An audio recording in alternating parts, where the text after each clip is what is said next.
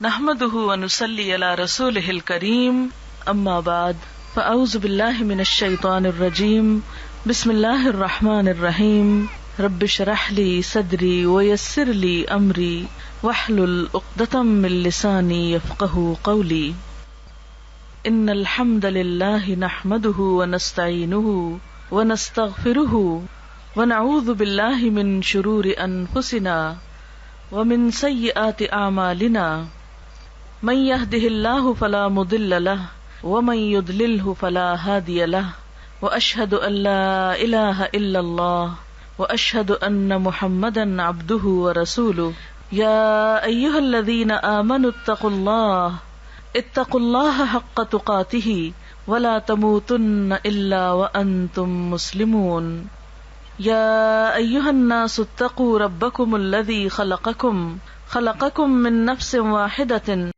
وخلق منها زوجها وبث منهما رجالا كثيرا ونساء واتقوا الله الذي تساءلون به والأرحام إن الله كان عليكم رقيبا يا أيها الذين آمنوا اتقوا الله وقولوا قولا سديدا يصلح لكم أعمالكم ويغفر لكم ذنوبكم ومن يطع الله ورسوله فقد فاز فوزا عظيما رسول اللہ صلی اللہ علیہ وسلم واللہ انی لأخشاکم للہ واتقاکم لہ ولکنی اصوم وافطر واصلی وارقد واتزوج النساء فمن رغب عن سنتی فلیس منی۔ شکر اور تعریف اللہ تعالیٰ کے لیے ہے، ہم اسی سے مدد چاہتے ہیں، اسی سے اپنے گناہوں کی معافی چاہتے ہیں، اور ہم اپنے نفس کی شرارتوں اور برائیوں کے مقابلے میں اپنے آپ کو اللہ کی پناہ میں دیتے ہیں۔ حقیقت یہ ہے کہ جس کو اللہ تعالیٰ سیدھے راستے پر چلائے اسے کوئی بھٹکا نہیں سکتا، اور جس کو وہ گمراہ کر دے اسے کوئی سیدھے راستے پر لا نہیں سکتا۔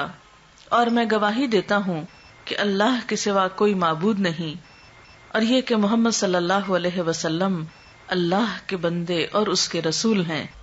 اے ایمان والو، ٹھیک ٹھیک اللہ کا تقوی اختیار کرو اور مرتے دم تک اللہ کی وفاداری اور اطاعت شاری پر قائم رہو۔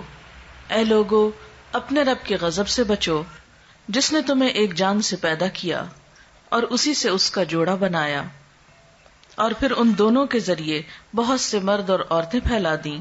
اس پالنے والے اللہ کی ناراضگی سے بچتے رہنا جس کا نام لے کر تم ایک دوسرے سے اپنے حقوق مانگتے ہو، اور رشتہ داروں کے حقوق کا پاس اور لحاظ رکھو۔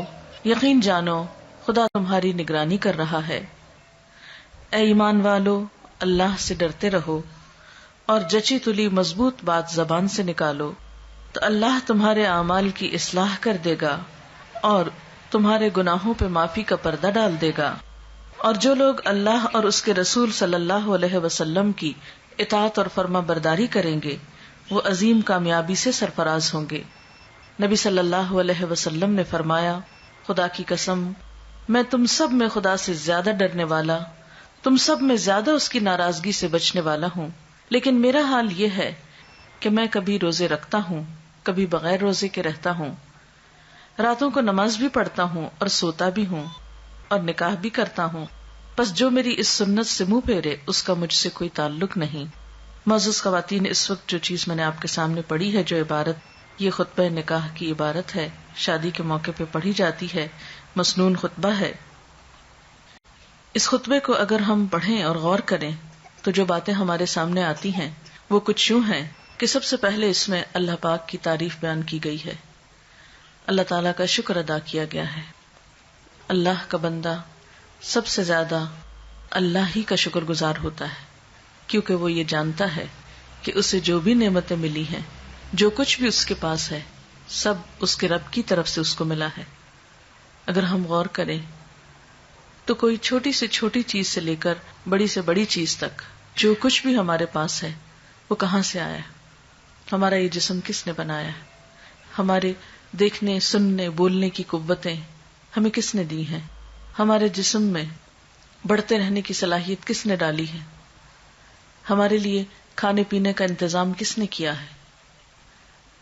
ہمارے لیے سانس لینے کا اور سانس لینے پر ہماری زندگی کا انحصار ہے، اس نظام کو ہمارے لیے کس نے سیٹ کیا ہے، کس نے بنایا ہے؟ یہ سب کچھ اسی نے تو ہمیں دیا ہے۔ پھر اسی طرح ہمارے اندر جو بھی خواہشات ہیں، جو بھی جذبات ہیں، وہ سب بھی اسی کے پیدا کردہ ہیں۔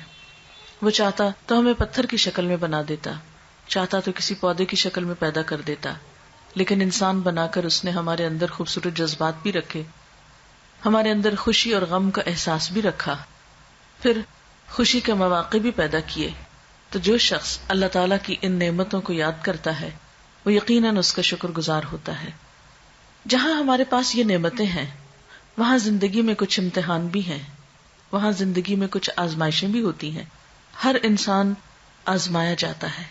اللہ تعالیٰ انسان سے اس دنیا میں دیکھ ہی یہ رہے ہیں کہ انسان کا رویہ خوشی پا کر کیا ہوتا ہے اور غم آنے پر کیا ہوتا ہے، کسی نعمت کے ملنے پر اس کا طرز عمل کیا ہے اور کسی بھی نعمت کے چلے جانے پر اس کا رویہ کیا ہے۔ بندہ مومن جب اس کی زندگی میں خوشی کے لمحات آتے ہیں تو سب سے پہلے وہ اپنے رب کا شکر گزار ہوتا ہے، وَنَسْتَعِينُهُ، اور ہم اس سے مدد چاہتے ہیں۔ اللہ تعالیٰ کا شکر ادا کرنے کے بعد جہاں کہیں زندگی میں کوئی مشکل وقت ہو وہاں اللہ تعالیٰ کی طرف رجوع کرنا اور اس سے مدد مانگنا، یہ دوسرا اہم کام ہے جو زندگی میں انسان کو کرنا چاہیے۔ جیسے کہ ابھی میں نے ذکر کیا کہ انسان کی زندگی میں خوشی بھی ہے اور غم بھی ہے۔ خوشی کے موقع پر تو انسان شکر ادا کرے، لیکن غم اور تکلیف اور دکھ کے موقع پر اپنے رب سے مدد طلب کرے۔ شادی کا موقع جہاں خوشی کا موقع ہوتا ہے وہاں ایک ذمہ داری کو نبھانے کا وقت بھی ہوتا ہے۔ ایسے موقع پر اللہ تعالیٰ سے دعا کرنا بہت فائدہ مند رہتا ہے۔ اس دعا میں سب سے پہلی دعا تو رشتہ طے ہوتے وقت کی جاتی ہے اور وہ ہے دعا استخارہ۔ استخارے کے بارے میں عام طور پر عجیب و غریب قسم کے کانسیپٹس پائے جاتے ہیں۔ دیکھا جائے تو استخارہ کیا ہے؟ مثلا جب بھی ایک لڑکے والے لڑکی کے ہاں رشتہ بھیجتے ہیں تو عموماً جواب میں کہا جاتا ہے کہ ہم پہلے استخارہ نکالیں گے یا نکلوائیں گے۔ تو استخارہ نہ تو نکالا جاتا ہے اور نہ ہی نکلوایا جاتا ہے، استخارہ تو کیا جاتا ہے۔ اور استخارے کا مطلب کیا ہوتا ہے؟ خیر کی دعا مانگنا۔ اس کا مسنون طریقہ کیا ہے؟ استخارہ کس طرح کرنا چاہیے؟ استخارہ زندگی میں جب بھی انسان کو کوئی اہم کام پیش آئے، کوئی اہم معاملہ سامنے آئے، تو اس موقع پر انسان کو 2 نفل پڑھ کر دعا مانگنی چاہیے۔ 2 نفل اس بات کے، اور وہ مسنون دعا کیا ہے؟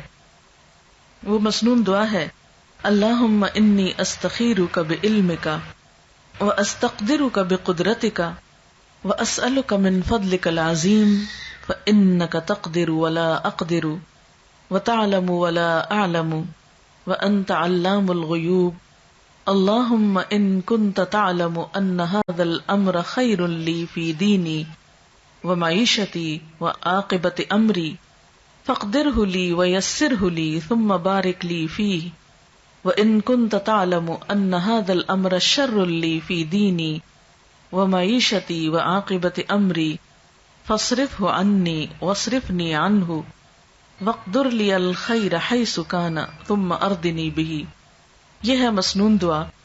اس کے بارے میں حدیث پاک میں آتا ہے، حضرت جابر رضی اللہ تعالی عنہ کا بیان ہے کہ نبی صلی اللہ علیہ وسلم جس طرح ہمیں قرآن پڑھایا کرتے تھے اسی طرح ہر کام میں استخارہ کرنے کی بھی تعلیم دیتے تھے۔ فرماتے جب تم میں سے کوئی کسی اہم معاملے میں فکر مند ہو تو 2 رکعت نفل پڑھے اور پھر یہ دعا پڑھے۔ یعنی آپ صلی اللہ علیہ وسلم جیسے قرآن پاک کی کوئی سورت سکھاتے تھے ایسے ہی یہ دعا سکھاتے تھے اپنے صحابہ کو، اور ساتھ ہی کیا تعلیم دیتے کہ جب بھی کوئی اہم کام ہو، اہم معاملہ ہو تو کیا کرو؟ نفل پڑھ کر یہ دعا پڑھو۔ یہ دعا اس کتاب میں بھی موجود ہے، الگ کارڈ کی شکل میں چھاپی گئی تھی، نہیں تو کوئی کتاب جس میں بھی یہ دعا لکھی ہوئی ہے، میں ابھی ترجمہ بھی پڑھتی ہوں اس کا۔ اہم کاموں میں خود مثلا جس کی شادی ہے، شادی ایک اہم فیصلہ ہے نا زندگی کا، جس کی شادی ہے وہ خود بھی پڑھے یہ نفل اور ماں باپ بھی پڑھے، ماں یا باپ دونوں میں سے کوئی ایک پڑھ لے۔ اس کا ترجمہ کیا ہے اور یہ کیوں پڑھا جائے؟ نبی صلی اللہ علیہ وسلم نے فرمایا استخارہ کرنے والا کبھی نامراد نہیں ہوتا، استخارہ کرنے والا کبھی نامراد نہیں ہوتا، مشورہ کرنے والا کبھی نادم نہیں ہوتا، اور کفایت شعری سے کام لینے والا کبھی کسی کا محتاج نہیں ہوتا. یعنی جو شخص مشورہ کرتا ہے اس کو پھر شرمندگی نہیں ہوتی، اور جو شخص بچت سے کام لیتا ہے پھر وہ کسی کا محتاج نہیں ہوتا، کیونکہ وہ اپنی ضرورت کے وقت کے لیے پہلے سے ہی تیاری کر کے رکھتا ہے. اور اللہ تعالیٰ سے استخارہ کرنا یعنی ایک طرح سے مشورہ کرنا بھی ہے اور خیر کی دعا مانگنا بھی ہے. یہ انسان کے لیے ایک سعادت کی بات ہے کہ وہ کسی اہم معاملے میں اپنے رب سے مشورہ کر رہا ہے اور پھر اس کے فیصلے پر راضی ہے. اور آپ جانتے ہیں کہ تقدیر پر راضی ہونا جو ہے، تقدیر پر راضی ہونا یہ ایمان کا حصہ ہے. جب ہم استخارہ کرتے ہیں اور اس کی دعا پڑھتے ہیں تو اس کا مطلب کیا ہے؟ دعا کا ترجمے سے ہی آپ کو پتہ چل جائے گا. ترجمہ ہے، خدایا میں تجھ سے تیرے علم کے واسطے سے خیر کا طلبگار ہوں، تیری قدرت کے ذریعے تجھ سے تیرے عظیم فضل کا سوال کرتا ہوں، اس لیے کہ تو قدرت والا ہے اور مجھے ذرا قدرت نہیں، تو علم والا ہے مجھے علم نہیں، تو غیب کی ساری باتوں کو خوب جانتا ہے. خدایا اگر تیرے علم میں یہ کام میرے لیے بہتر ہے میری دین اور دنیا کے لحاظ سے اور انجام کے لحاظ سے تو میرے لیے اسے مقدر کر دے. یعنی اگر یہ رشتہ، یعنی جب کسی بھی کام کے لیے ہم استخارہ کریں تو اس کو ذہن میں رکھنا چاہیے کہ اگر یہ چیز میرے دنیا اور آخرت کے لحاظ سے اچھا ہے تو اس کو میرے لیے مقدر کر دے، یعنی میری قسمت میں کر دے، میرے لیے اس کو آسان کر دے، میرے لیے اس کو مبارک بنا دے.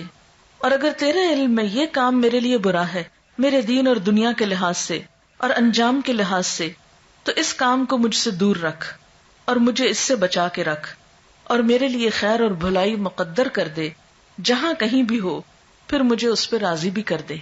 کتنی خوبصورت دعا ہے. یہ ہے دراصل استخارہ کہ یا اللہ اگر تو یہ چیز میرے حق میں اچھی ہے تو اس کو آسان کر کے مبارک کر دے، اور اگر اچھی نہیں تو اسے ہٹا دے مجھ سے اور مجھے اس سے ہٹا دے. اب آپ سوچئے کہ اس استخارے کی دعا کا نتیجہ کیا ہونا چاہیے؟ یہی نا کہ یا تو کام ہو جائے یا پھر نہ ہو.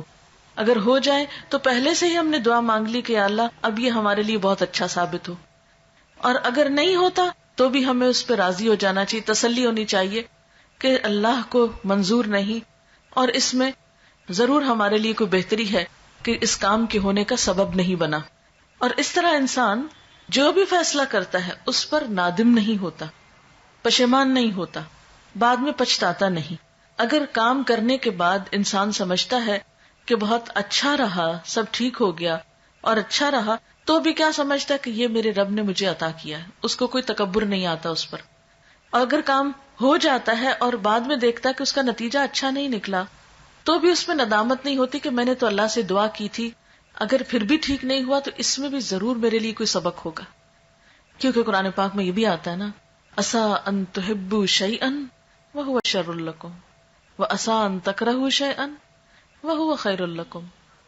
ہو سکتا ہے کہ ایک چیز تمہیں بہت پسند ہو اور وہی تمہارے لیے اچھی نہ ہو، اور یہ بھی ہو سکتا ہے کہ ایک چیز تمہیں بالکل اچھی نہ لگتی ہو، تمہارے دل کو نہ بھاتی ہو، اور اس میں تمہارے لیے بہت بڑی بھلائی ہو. اس لیے آپ صلی اللہ علیہ وسلم نے کیا فرمایا کہ استخارہ کرنے والا کبھی نامراد نہیں ہوتا. اچھا اب آپ دیکھیے کہ جیسا کہ آپ صلی اللہ علیہ وسلم نے فرمایا ہے کہ خدا سے استخارہ کرنا اولاد آدم کے لیے سعادت کا باعث ہے، تقدیر پہ راضی ہو جانا بھی اولاد آدم کے لیے سعادت یعنی خوش قسمتی کی بات ہے، اور انسان کی بدبختی یہ ہے کہ وہ اللہ سے استخارہ نہ کرے اور خدا کی قضا پر یعنی تقدیر پر ناخوش ہو. یہ بدبختی کی بات ہے. اچھا یہ ہے استخارے کی روح اور یہ ہے اس کی جسٹ. ہمارے ہاں اس کا کانسیپٹ کیا ہے کہ ہم یہ سمجھتے ہیں کہ شاید استخارہ غیب کا علم جاننے کا نام ہے. اس کو ہم نے ایک طرح کی فعال بنا لیا ہے، جبکہ فعال لینا بھی اسلام میں پسندیدہ نہیں ہے، کیونکہ غیب کا علم تو اللہ کے سوا کسی اور کو ہے ہی نہیں. کل کیا ہونے والا ہے یہ کسی کو نہیں پتا. کوئی شخص بھی جو یہ غیب دانی کا دعویٰ کرے یا اس قسم کی کوئی بھی باتیں کرے وہ ہمارے دین میں پسندیدہ نہیں. اسی لیے ہمیں کسی نجومی کے پاس جانے سے منع کیا ہے، ہاتھ دکھانے سے منع کیا ہے، چھپی باتیں معلوم کرانے سے اور ذائچے بنوانے سے منع کیا گیا ہے، کیونکہ یہ ساری چیزیں انسان کے لیے نقصان دہ ہوتی، انسان توہمات کا شکار ہو جاتا ہے. انسان کوئی ڈیسیژن نہیں لے پاتا. اسی لیے ہمارے دین میں ایسی کوئی چیز نہیں کہ کالی بلی آگے نظر آ گئی راستے میں تو یہ منحوس ہے، یا کوا بول پڑا تو کوئی آ جائے گا، یا جوتی الٹ گئی تو کچھ ہو جائے گا. یہ چھوٹی چھوٹی چیزیں جو ہمارے معاشرے میں ہر کلچر میں کچھ نہ کچھ ایسی باتیں عام ہوتی ہیں کہ صبح سویرے اگر فلاں شخص سے ملاقات ہو گئی تو یہ میرے لیے اچھا نہیں. ہمارے دین میں کیا ہے کہ ہر خیر اور شر کا مالک اللہ ہے. کوئی کسی کو نقصان نہیں دے سکتا جب تک اللہ نہ چاہے، کوئی کسی کو فائدہ نہیں پہنچا سکتا جب تک کہ اللہ نہ چاہے. اس لیے ایک مومن جو ہوتا ہے وہ لوکانیات پہ، یعنی کاش یہ ہوتا، کاش وہ ہوتا، وہ اس پر اعتماد نہیں کرتا، اور نہ اس کی زندگی میں کاش ہوتا ہے. اور بہت زیادہ کاش کہنے سے بھی منع کیا گیا ہے کیونکہ یہ شیطان کا دروازہ کھول دیتا ہے. یعنی شیطان کو انسان کے دل میں وسوسے ڈالنے کا موقع مل جاتا ہے، انسان کے دلوں میں حسرتیں پیدا کرتا ہے. مثلا قرآن پاک میں اس بات سے منع کیا گیا ہے کہ اگر کوئی شخص کسی حادثے میں فوت ہو جائے یا کوئی کسی کو نقصان پہنچ جائے تو اس طرح نہ کہو جیسے کافر کہتے ہیں کہ لو کانو عندنا ما ماتو وما قتلوا، کہ اگر وہ ہمارے پاس ہوتے تو نہ مرتے اور نہ قتل ہوتے. اللہ تعالیٰ فرماتے ہیں کہ اگر تمہارے حق میں موت لکھی ہوتی تو تم اپنے بستر پر بھی ہوتے تو موت آ جاتی. اب بعض اوقات ایسا ہوتا ہے نا کہ کوئی عزیز رشتہ دار گھر سے نکلتا ہے، اچانک کوئی ایکسیڈنٹ ہو جاتا ہے تو عموماً لوگ کہتے ہیں کاش آج وہ جاتا ہی نہ، کاش وہ آج ایسا نہ کرتا تو ایسا نہ ہوتا. تو بات یہ ہے کہ کاش کی وجہ سے کوئی چیز ٹلتی نہیں. تقدیر کے اوپر ایمان ضروری ہے، اور تقدیر پر ایمان لانے والا مطمئن ہو جاتا ہے، پرسکون ہو جاتا ہے، خوش رہتا ہے. کیونکہ اگر ہم تقدیر پر ایمان نہیں بھی رکھتے تو بھی آپ دیکھیں کہ اللہ کے فیصلوں کو ہم ٹال نہیں سکتے، ہم اس میں تبدیلی نہیں کر سکتے. اس لیے استخارہ غیب جاننے کا ذریعہ نہیں ہوتا. کیونکہ ہمارے معاشرے میں یہ بات بھی عام ہے کہ کچھ لوگ پروفیشنل ہوتے ہیں استخارہ کرنے والے، کہ لوگ ان کے پاس جاتے ہیں اور کہتے ہیں کہ اچھا یہ لڑکے کا نام ہے، یہ لڑکی کا نام ہے، آپ اس کے بارے میں بتائیے کہ یہ رشتہ کامیاب رہے گا یا نہیں رہے گا. اب آپ دیکھیے کہ ایک تیسرے شخص کو کہاں سے پتا چل گیا، اس کے پاس کون سا سورس ہے یہ جاننے کا کہ اس نے کل کے فیوچر میں جھانک کے دیکھ لیا آج یہ رشتہ کامیاب ہوگا یا نہیں ہوگا. ایسی چیزیں بھی انسان کے لیے توہمات کے دروازے کھولتی ہیں اور اس کے لیے پریشانیوں کا سبب بنتی ہیں. اور ایسی چیزوں پر بھی یقین نہیں کرنا چاہیے کیونکہ اللہ کے سوا غیب کا علم کسی کو نہیں. اچھا، پھر بعض لوگ یہ کہتے ہیں کہ کسی اور کو کہتے ہیں کہ تم میرے لیے استخارہ کر کے دو. اب آپ دیکھیے استخارے کی دعا میں لکھا ہے یا اللہ اگر یہ بات میرے لیے اچھی ہے تو تو کر دے. اب اگر کوئی آپ کے لیے استخارہ کر رہا ہے تو وہ کیا پڑھے گا کہ میرے لیے اچھی ہے تو کر دے، یا زیادہ زیادہ یہ کہے گا یا اللہ اس کے لیے اگر اچھی ہے تو کر دے. اچھا، بعض لوگ استخارے کے ساتھ خواب کو لازم کر دیتے ہیں. وہ کہتے ہیں استخارہ اور خواب لازم و ملزوم چیز ہے. اکثر لوگوں کو کہا جاتا ہے استخارہ کر لیں تو پھر وہ کہتے ہیں اتنے دن استخارہ کیا ہمیں تو کوئی خواب نہیں آیا ابھی تک. ہمیں بہت سے لوگ اس پہ پریشان ہوتے رہتے ہیں، ہمیں نہیں سمجھ آتی، کوئی خواب نہیں آیا ابھی تک ہمیں. یاد رکھیے کہ قرآن اور سنت کی روشنی میں استخارے کے لیے خواب کا آنا کوئی ضروری نہیں ہے. وہ سمپلی کیا ہے، ایک دعا ہے، یا اللہ اگر یہ کام اچھا ہے تو مبارک ہو جائے، آسان ہو، نہیں اچھا تو اس کو ہٹا دے، دور کر دے مجھ سے. اگر آپ کی دعا قبول ہو گئی تو اس کام میں اگر بہتری ہوئی تو ہو جائے گا، اور اگر ہو گیا تو وہ مبارک ثابت ہو گیا، اور اگر بہتری نہیں تو وہ بات بننے ہی نہیں پائے گی، وہ کوئی نہ کوئی بہانہ بن جائے گا انکار کا، بات ہوگی ہی نہیں. اچھا، بعض لوگ کیا کہتے ہیں، ان کو خواب آ جاتا ہے، حالانکہ ضروری نہیں کہ استخارہ انہوں نے کیا تو تبھی خواب آیا، ہو سکتا ہے وہ استخارہ نہ کرتے پھر بھی اس رات وہی خواب آتا ان کو، پھر وہ اس کے ساتھ جوڑ لیتے ہیں. اچھا، بعض لوگ خوابوں میں پھر کیا کرتے ہیں، خواب دیکھ لیتے ہیں، پھر دوسروں کو کہتے ہیں اب آپ اس کی تعبیر بتائیں، اب اس کا نتیجہ کیا ہے. پھر کیا ہوتا ہے کہ استخارے میں جو خواب دیکھتے ہیں بعض اوقات اس میں رنگوں کا کوئی حساب کتاب بتاتے ہیں کہ اگر خواب میں سبز رنگ نظر آ گیا تو وہ بہت اچھا ہے، اگر کالا رنگ نظر آ گیا تو وہ خواب جو ہے یہ استخارہ جو ہے وہ ٹھیک نہیں ہے. اور اس طرح بعض اوقات توہمات میں پڑھ کر اچھے بھلے رشتے نیک شریف لوگوں کے وہ انکار کرتے رہتے ہیں. بعض جگہوں پہ یہ سننے میں آیا ہے کہ اگر کسی سے کہا جائے بھی اتنا اچھا رشتہ تھا کیوں چھوڑ دیا، وہ ہمارا استخارہ نہیں ٹھیک نکلا.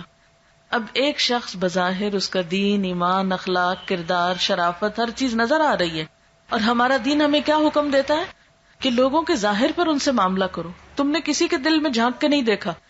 اور پھر کس دل میں؟ دل تو وہ چیز ہے جو مسلسل بدلتی رہتی، دل کی حالت تو تبدیل ہوتی رہتی. آپ تھوڑی دیر میں خوش ہوتے ہیں، ہنس رہے ہوتے ہیں، کسی شخص پہ راضی ہوتے ہیں، تھوڑی دیر کے بعد اسی پہ غصہ کر رہے ہوتے ہیں. وہ تبدیل نہیں ہو گیا آپ کا دل؟ اپنی اولاد کے ساتھ ہم کیا کرتے ہیں؟ سویرے ان کے ساتھ اچھے ہوتے ہیں، شام ان کو ڈانٹ بیٹھتے ہیں، کہتے ہیں یہ تو میری کوئی بات ہی نہیں سنتے. اب وہ سویر سچی تھی یا شام سچی تھی؟ یہ دل ہے نا، دل بدلتا رہتا ہے. آج جس شخص کے بارے میں آپ نے دل میں اگر بفرض محال کوئی جگ چیز ہے جو جھانکنے کی ہے، یا کسی کو خدا نخواستہ ہے تو اول تو ممکن ہی نہیں، لیکن اگر کسی نے کہیں سے یہ دعویٰ ہی کر دیا کہ فلاں شخص آپ کے حق میں بہت اچھا ہے، تو ضروری نہیں کہ وہ شخص ہمیشہ آپ کے لیے اچھا ہی ہو. وہ کسی وقت پلٹا بھی کھا سکتا ہے. کیا ایسی مثالیں معاشرے میں موجود نہیں کہ دو لوگ آپس میں بہت اچھے تھے، میاں بیوی تعلقات بہت اچھے تھے، بہت ایک دوسرے کو چاہنے والے تھے، 20-30 سال کے بعد ایسے بگڑے کہ ایک دوسرے کے دشمن ہو گئے، بیٹھے بٹھائے طلاق دے دی. دل کس کے ہاتھ میں؟ یہ تو اللہ کے ہاتھ میں. خیر اس سے مانگنی چاہیے، ساری امیدیں اور بھلائی اس سے وابستہ کرنی چاہیے. ہر دن کو ملنے والی نعمت پر شکر گزار ہونا چاہیے کہ یا اللہ اگر تو نے اولاد کی محبت دی، اگر شوہر کی محبت دی ہے، اگر رشتہ داروں کے ساتھ یا ہمارا وقت اچھا گزر رہا ہے تو ہم اس پر تیرے شکر گزار ہیں. تو ان نعمتوں کو ہمارے لیے باقی رکھ، کیونکہ ہر دن ایک نیا دن ہے. کل یوم ہوا فی شان، ہر روز وہ ایک نئی شان میں ہے، ہر روز ایک نیا سورج نکلتا ہے. کل کسی کو نہیں معلوم، اس لیے جو وقت آج کا ہے اس کی قدر کرنی چاہیے، اس پر اللہ تعالیٰ کا شکر ادا کرنا چاہیے، اور اس میں انسان کو اپنی سی کوشش کرنی چاہیے دوسروں کے ساتھ اچھا گزارا کرنے کی، نبھانے کی، اور ایک دوسرے کے ساتھ اچھی طرح گزر بسر کرنے کی. تو اس خطبے میں ہمیں جو سکھایا گیا ہے وہ کیا ہے؟ شکر ادا کرنا نعمتوں پر، اور مشکل وقت میں، کٹھن وقت میں، فیصلے کے وقت میں اللہ سے مدد طلب کرنا، اور مسنون طریقے پر دعا مانگنا، اور پھر وَنَسْتَغْفِرُهُ، ہم اس سے بخشش مانگتے ہیں.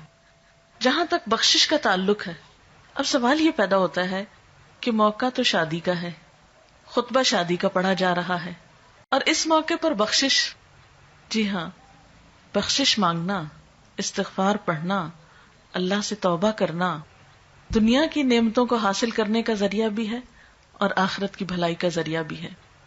سورۃ نوح میں اللہ سبحانہ و تعالی فرماتے ہیں، حضرت نوح علیہ السلام نے اپنی قوم کو استغفار کرنے کو کہا، اور کیا کہا؟ فَقُلْتُ اسْتَغْفِرُوا رَبَّكُمْ، میں نے اپنی قوم سے کہا کہ اپنے رب سے استغفار کرو، اپنے رب سے معافی مانگو. تو نتیجہ کیا ہوگا؟ انہو کان غفارا، بے شک وہ بہت زیادہ معاف کرنے والا ہے. یرسل السماء علیکم مدرارا، تم پر آسمان سے خوب بارشیں برسائے گا، آسمان کو تم پر برسنے والا بنا دے گا. وَيُمْدِدْكُمْ بِأَمْوَالٍ وَبَنِينَ، تمہیں مال اور بیٹوں سے مدد دے گا. وَيَجْعَلْ لَكُمْ جَنَّاتٍ، تمہارے لیے باغات بنائے گا. وَيَجْعَلْ لَكُمْ أَنْهَارًا، اور تمہارے لیے نہریں جاری کر دے گا. اب دیکھیں کہ ایک انسان کی خواہش کیا ہوتی کہ اس کو کیا کچھ ملے، یعنی رہنے کا مقام اور حالات جو ہیں وہ پرسکون ہو، پھر اس کے بعد یہ کہ مال ہوں، بیٹے ہوں، باغ ہوں، اور زندگی کی اور آرائشیں اور نعمتیں ہوں. یہ ساری چیزیں کہاں سے ملتی ہیں، کیسے ملتی ہیں؟ استغفار سے ملتی ہیں. عام طور پر لوگ پریشان ہوتے ہیں، دکھی ہوتے ہیں. مثلا ایک شخص ایک بزرگ کی محفل میں آیا اور اس نے کہا کہ میرے حالات بہت تنگ ہیں، مجھے بہت پریشانی ہے، میرا رزق بہت تنگ ہے، تو آپ مجھے کوئی وظیفہ بتائیے. تو انہوں نے اس کو کہا کہ کثرت سے استغفار پڑھو. دوسرا آیا، اس نے کہا بچوں کی شادی نہیں ہوتی، تو آپ نے اس کو بھی کیا بتایا کہ کثرت سے استغفار کرو. تیسرا آیا تو کہنے لگا کہ بہت قحط سالی ہے، فصلیں اچھی نہیں ہوتی، تو آپ نے اس کو بھی استغفار کا بتایا. تو کسی نے ان سے پوچھا کہ بھائی 3 لوگ آپ سے 3 ڈفرنٹ مسئلے لے کر آئے ہیں، اپنی پریشانیاں لے کر آئے ہیں، آپ نے تینوں کو ایک ہی چیز بتائی ہے. تو اس پر انہوں نے یہی سورۃ نوح کی آیت پڑھ کر سنائی کہ دیکھو یہ قرآن میں اللہ کا وعدہ ہے، اور اللہ کا وعدہ سچا ہے. اللہ تعالی کی بات سے بڑھ کر سچی بات کس کی ہو سکتی ہے؟ ہمارے پڑھنے میں کمی کوتاہی ہو سکتی ہے، لیکن اللہ کی بات میں کوئی شک نہیں. ذالک الکتاب لا ریب فیہ، یہ وہ کتاب ہے جس میں کوئی شک نہیں. لیکن یہ ہے کہ بعض اوقات ہم خود پڑھنے میں کوتاہی کر دیتے ہیں. تو جن کا رشتہ نہ ہو رہا ہو وہ بھی، جن کا ہو چکا ہو اور شادی کے پرابلمز ہو وہ بھی، جن کا ہو چکا اور پھر بچے نہ ہو وہ بھی، ان سب کے لیے ایک ہی وظیفہ ہے، اور وہ کیا ہے؟ استغفار کا. پھر اسی طرح ایک اور جگہ پر ایک اور پیغمبر نے اپنے لوگوں سے کہا وَاسْتَغْفِرُوا رَبَّكُمْ ثُمَّ تُوبُوا إِلَيْهِ إِنَّ رَبِّي رَحِيمٌ وَدُودٌ. اپنے رب سے معافی مانگو اور اس کی طرف پلٹ آؤ، بے شک میرا رب رحیم ہے اور اپنی مخلوق سے بہت محبت رکھتا ہے. یعنی جب کسی بندے پر کوئی تکلیف آتی ہے تو ایسا نہیں کہ اللہ تعالیٰ اس پر خوش ہوتے ہیں اور جان بوجھ کے ستانا چاہتے ہیں بندوں کو. اللہ تو بندوں کے حق میں بہت مہربان ہے. پھر سوال یہ پیدا ہوتا ہے کہ تکلیف آتی کیوں؟ اگر وہ ہم سے محبت کرتا ہے اور وہ بہت مہربان ہے. تو بات یہ ہے کہ کچھ چیزیں ہم اچھے حالات میں سیکھتے ہیں اور کچھ چیزیں ہم ہارڈ شپ سے سیکھتے ہیں. کچھ نعمتوں کی قدر ہم اچھے طریقے سے ویسے ہی کر لیتے ہیں اور کچھ چیزوں کی قدر ہمیں اس وقت آتی ہے جب کوئی مشکل پیش آتی ہے. آپ دیکھیے کہ اس کی مثال یوں ہی ہے کہ جیسے کچھ کھانے آپ کچے ہی کھا لیتے ہیں، جیسے فروٹس وغیرہ ہیں، آپ کو پکانے کی ضرورت نہیں ہوتی، لیکن کچھ کھانے آپ کو پکا کر کھانے ہوتے ہیں. اسی طرح زندگی میں کچھ حالات ایسے ہوتے ہیں کہ جن میں آپ آرام سے سیکھ جاتے ہیں، یا کچھ باتیں آپ کو بغیر کسی مشکل کے سمجھ میں آ جاتی ہیں، لیکن کچھ باتیں آپ کو مشکل آنے پر سمجھ آتی ہیں. اور جس طرح انسان پختہ اور میچیور ہوتا ہے مشکلات میں، آپ نے دیکھا ہوگا کہ جو بچے ہارڈ شپس میں پلتے ہیں وہ بڑے ہو کر ان میں اسٹیمنا زیادہ ہوتا ہے، لیکن جو بچے بہت نعمتوں میں اور نازوں میں پلتے ہیں وہ اتنے بہادر اور اتنے ہمت والے نہیں ہوتے. اس لیے دھوپ اور چھاؤں، غم اور خوشی دونوں اس کائنات کا حسن ہے. دن اور رات ایک بہت بڑی نشانی ہے ہمارے لیے. تو اس لیے جب تکلیف آتی ہے تو اس موقع پر انسان اللہ کی طرف زیادہ رجوع کرتا ہے، اللہ کو زیادہ یاد کرتا ہے، زیادہ ذکر کرتا ہے، اور اس طرح انسان کے گناہ دنیا میں ہی معاف ہونے لگتے ہیں. ایک اور جگہ پر آتا ہے وَأَنِ اسْتَغْفِرُوا رَبَّكُمْ ثُمَّ تُوبُوا إِلَيْهِ يُمَتِّعْكُمْ مَتَاعًا حَسَنًا. اور یہ کہ تم اپنے رب سے معافی چاہو اور اس کی طرف پلٹ آؤ تو وہ تم کو اچھا سامان زندگی دے گا. یعنی دنیا کی اچھی نعمتیں کس سے ملیں گی؟ استغفار سے. اور اس کے لیے دعائیں کیا ہیں؟ ربنا اغفر لنا، یہ قرآن پاک کی دعائیں ہیں استغفار کی.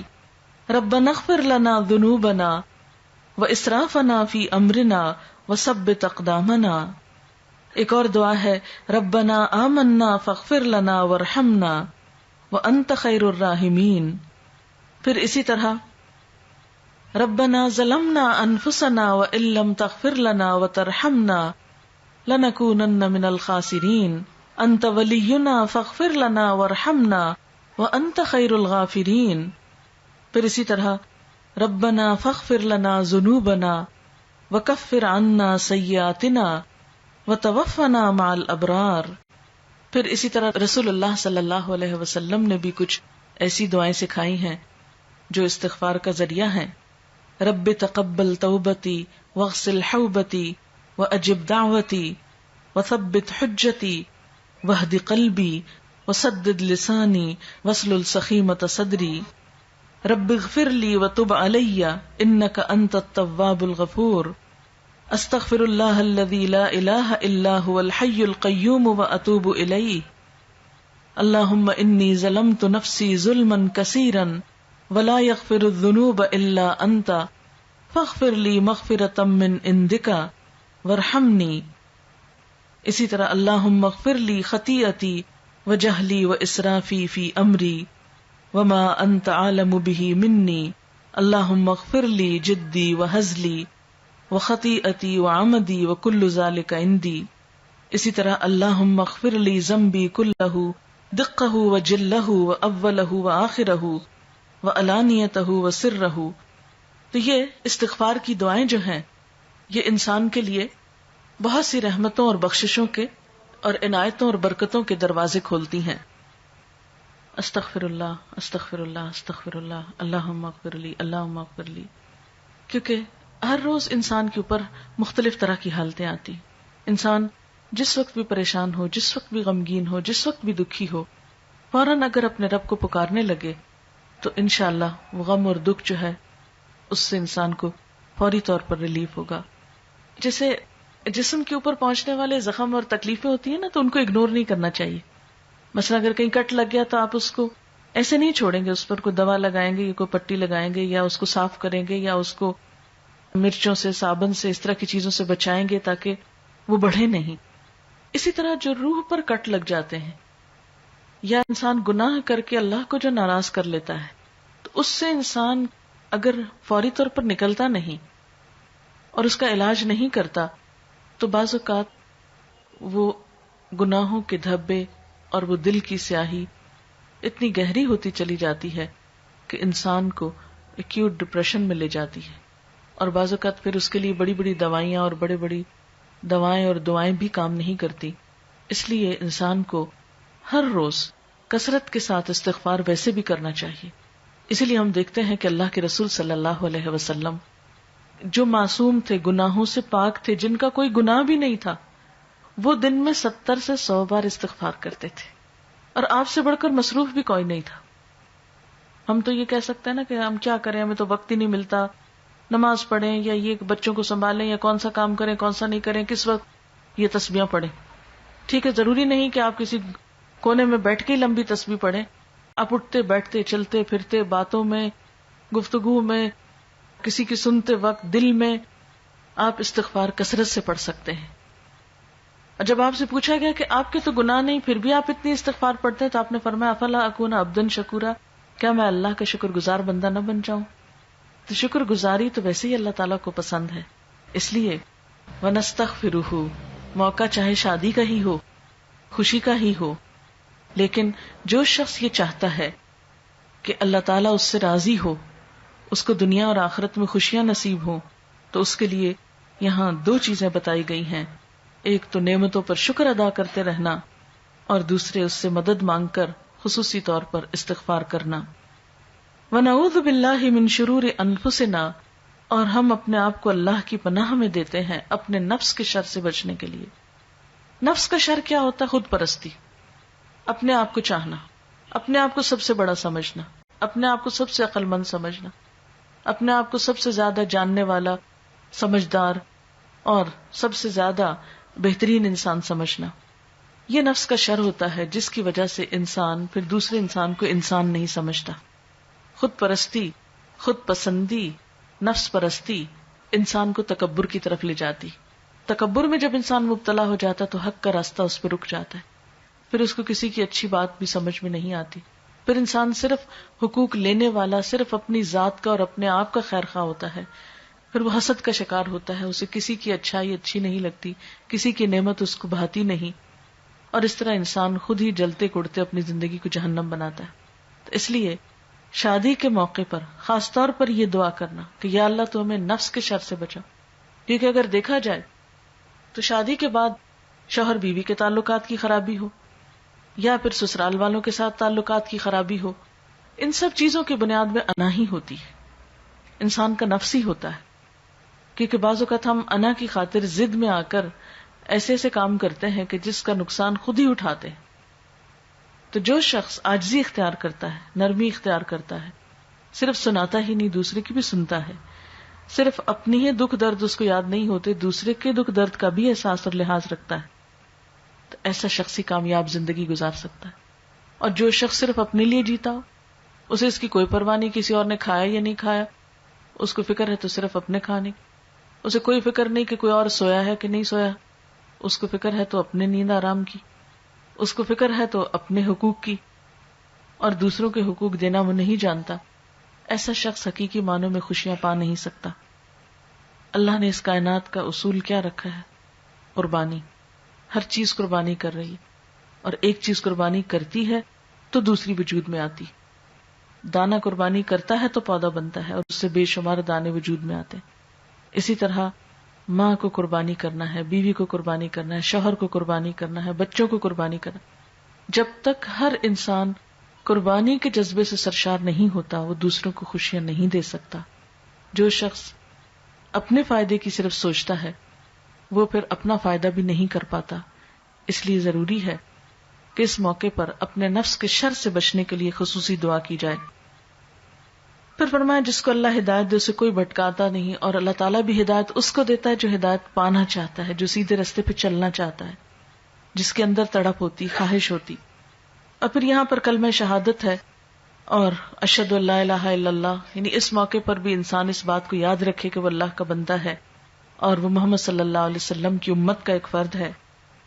پھر 3 آیات آتی ہیں اور ان 3 میں 4 دفعہ تقویٰ کا حکم ہے کہ لوگوں اللہ سے ڈرو، کیونکہ جس کے دل میں خدا کا خوف ہوگا وہ تنہائی میں بھی کسی کو نقصان نہیں دے گا، وہ کسی پہ جھوٹا الزام نہیں لگائے گا، وہ کسی کو نقصان نہیں پہنچائے گا، وہ کسی کے ساتھ زیادتی نہیں کرے گا.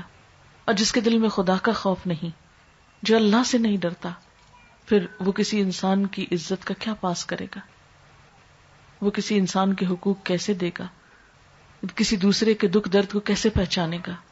اس لیے عام طور پہ یہ سمجھا جاتا ہے کہ شادی کی خوشیوں کا انحصار شاید بہت زیادہ جہیز بری پر ہو، یا بہت اچھے کپڑے پہننے پر، یا بہت زیور پہننے پر، یا بہت سیر و تفریح پر. نہیں، یہ سب وقتی اور عارضی چیزیں ہوتی ہیں، ان میں حقیقی خوشی نہیں ہوتی. حقیقی خوشی تو انسان کو دوسرے کو عزت دینے سے ملتی ہے، دوسرے کی خدمت کرنے سے ملتی ہے، دوسرے کا احساس اور لحاظ اور پاس کرنے سے ملتی ہے، جھکنے سے ملتی ہے. کہتے ہیں نا کہ دانا خاک میں مل کر گل و گلزار ہوتا ہے. لیکن جو شخص قربانی کرنا نہ جانتا ہو، جھکنا نہ جانتا ہو، خدا کا خوف جس کے دل کے اندر نہ ہو، ایسا شخص پر کامیاب زندگی بسر نہیں کر سکتا. تو اللہ تعالیٰ سے دعا ہے کہ اللہ تعالیٰ ہمیں بہترین چیزوں پر عمل کی توفیق عطا فرمائے.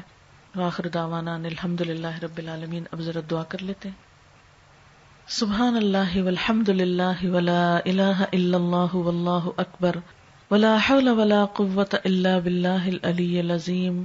اللہم صل علی محمد وعلی آل محمد کما صلیت علی ابراہیم وعلی آل ابراہیم انک حمید مجید. اللہم بارک علی محمد وعلی آل محمد کما بارکت علی ابراہیم وعلی آل ابراہیم انک حمید مجید. ربنا آتنا فی الدنیا حسنۃ وفی الآخرۃ حسنۃ وقنا عذاب النار. ربنا لا تزغ قلوبنا بعد اذ ہدیتنا وہب لنا من لدنک رحمۃ انک انت الوہاب. ربنا هب لنا من ازواجنا وذرياتنا قرة اعین واجعلنا للمتقین اماما. یا حی یا قیوم برحمتک نستغیث لا الہ الا اللہ انت الحلیم الکریم. سبحان اللہ رب العرش العظیم والحمد للہ رب العالمین. رب نسألک موجبات رحمتک وعزائم مغفرتک والغنیمة من كل بر والسلامة من كل اسم لا تدع لنا ذنبا الا غفرته ولا هما الا فرجته ولا حاجة هي لك رضا الا قضيتها يا ارحم الراحمین. یا رب العالمین ہمیں گناہوں سے بچا، ہمارا انجام اچھا کرنا. یا رب العالمین ہمیں نیک لوگوں میں شامل کر لینا. یا اللہ ہم سب پر اپنی رحمت نچھاور فرما، ہمیں ہر طرح کے دکھوں اور تکلیفوں سے محفوظ رکھ. یا اللہ تو ہمیں ان کاموں کی توفیق دے جن سے تو راضی ہو جائے، اور ان سے بچا لے جن سے تیری ناراضگی ہوتی ہو. یا اللہ اس گھر پر اپنی خیر و برکت نازل فرما، ہم سب پر اپنی رحمت نازل فرما. ربنا تقبل منا انک انت السمیع العلیم وتب علینا انک انت التواب الرحیم. وصلی اللہ تعالی علی خیر خلقہ محمد وعلی آلہ واصحابہ واہل بیتہ اجمعین برحمتک یا ارحم الراحمین. الہی آمین. سبحانک اللہم وبحمدک نشہد ان لا الہ الا انت نستغفرک ونتوب الیک. السلام علیکم ورحمۃ اللہ وبرکاتہ.